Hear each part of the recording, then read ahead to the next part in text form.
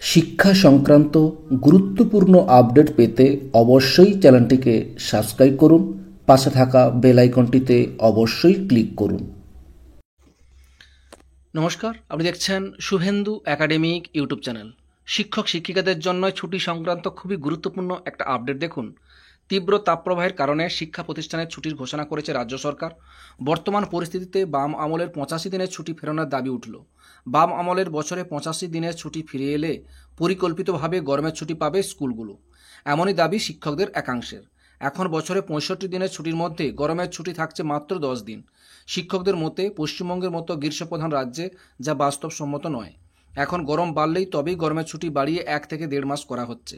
এই বিষয়ে শিক্ষা দপ্তরকে চিঠি লিখেছে all post graduate teachers welfare association. সংগঠনের সাধারণ সম্পাদক চন্দন গোড়াইয়ের দাবি, অপরিকল্পিতভাবে গরমের ছুটি না বাড়িয়ে বছরের শুরুতেই আগের মতো 85 দিনের ছুটি দেওয়া হোক। শিক্ষক নেতা নবকুমার কর্মকারের কথায়, গত কয়েক বছর ধরেই এপ্রিলের গোড়ায় তীব্র গরম পড়ে যাচ্ছে। ছুটির ক্যালেন্ডারে প্রতি বছরই কেন তা হলে গরমের ছুটি মে মাসের প্রথম বা দ্বিতীয় সপ্তাহ থেকে করা হচ্ছে। এই আবহাওয়ায় 10 দিনের গরমের ছুটি বাস্তবসম্মত নয়।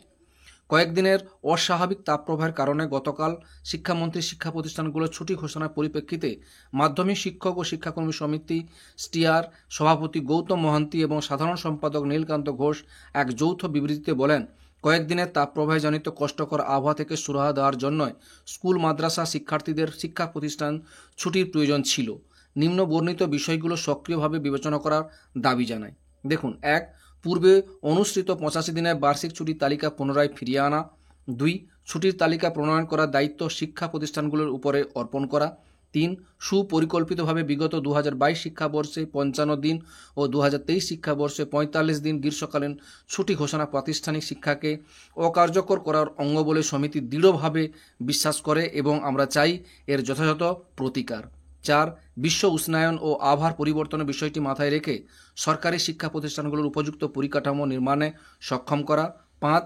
শিক্ষা প্রতিষ্ঠানে গণতান্ত্রিক পরিবেশ রচনার জন্য সমস্ত স্বীকৃত শিক্ষক সংগঠনগুলোকে নিয়ে উপযুক্ত কৌশল উদ্ভাবনের ব্যবস্থা করা।